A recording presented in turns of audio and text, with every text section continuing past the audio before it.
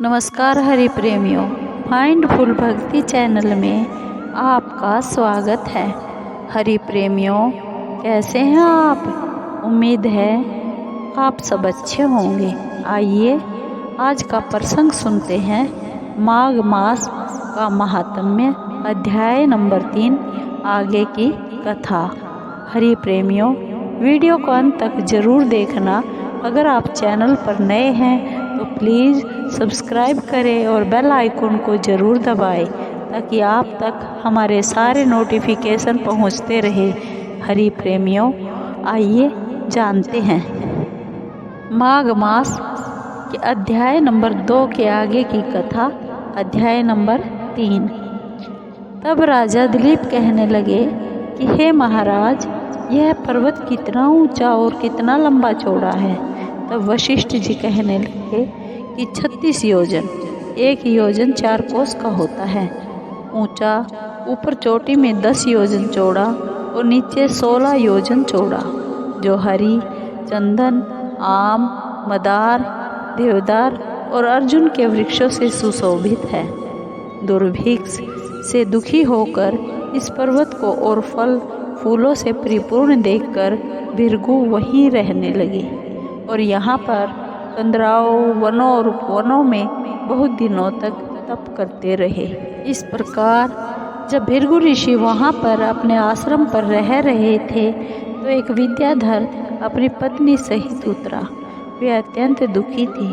उन्होंने भृगु ऋषि को प्रणाम किया और ऋषि ने बड़े मीठे स्वर में उनसे कहा कि हे विद्याधर, तुम बड़े दुखी दिखाई देते हो, इसका क्या कारण है? तब विद्याधर कहने लगा कि महाराज, पुण्य के फल को पाकर, स्वर्ग पाकर तथा देवतुल्य शरीर पाकर भी मेरा मुख व्याघ्र जैसा है। मेरे दुख और अशांति का यही एक कारण है। ना जाने किस पाप का फल है। मेरे चित्त की व्याकुलता का दूसरा कारण भी सुनिए। मेरी पत्नी अति रूपवती, मीठा वचन बोलने वाली, नाचने और गाने की कला में अति प्रवीण, शुद्ध चित्त वाली, 7 सुरों वाली, वीणा बजाने वाली, जिसने अपने कंठ से गाकर नारद जी को प्रसन्न किया, नाना स्वरों के नाद से वीणा बजाकर कुबेर को प्रसन्न किया, अनेक प्रकार के नाच ताल से शिवजी महाराज जी भी अति प्रसन्न और रोमांचित हुए। शील, उदारता, रूप तथा यौवन में स्वर्ग की कोई अप्सरा भी इस जैसी नहीं है।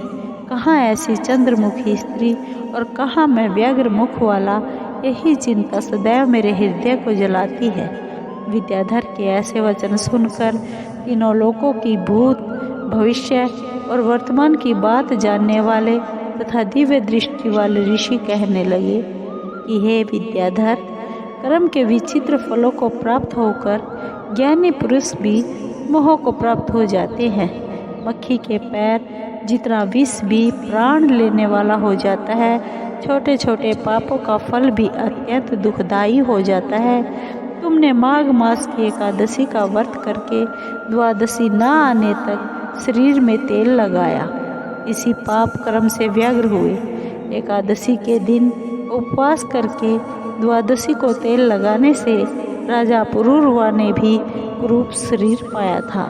तब वह अपने कुरूप शरीर को देखकर दुखी होकर हिमालय पर्वत पर देव सरोवर के किनारे पर गया।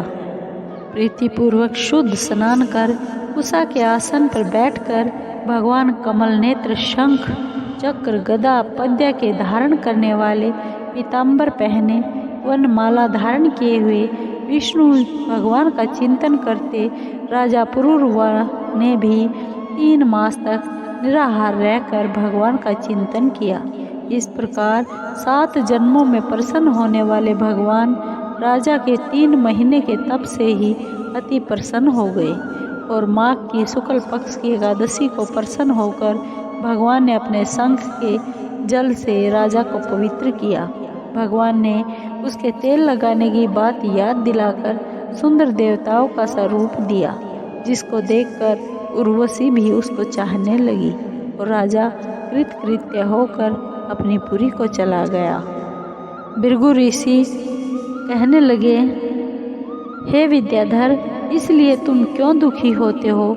यदि तुम अपना यह राक्षसी रूप छोड़ना चाहते हो तो मेरा कहना मानकर जल्दी ही पापों को नष्ट करने वाली हेमकूट नदी में माघ में स्नान करो, जहाँ पर ऋषि सिद्ध देवता निवास करते हैं।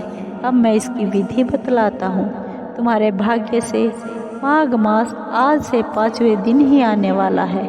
ओ शुक्ल एकादशी से इस व्रत को आरंभ करो। भूमि पर सोना, जितेंद्रिय रहकर दिन में 3 समय स्नान करके महीना भर निराहार रहो। सब भोगों को त्याग कर तीनों समय भगवान विष्णु का पूजन करो।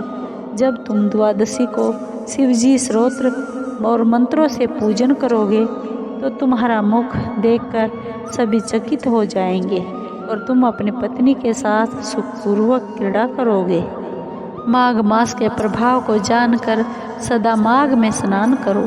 पाप दरिद्रता से बचने के लिए मनुष्य को सदा यत्न से माघ मास का स्नान करना चाहिए। स्नान करने वाला इस लोक तथा परलोक में सदा सुख पाता है।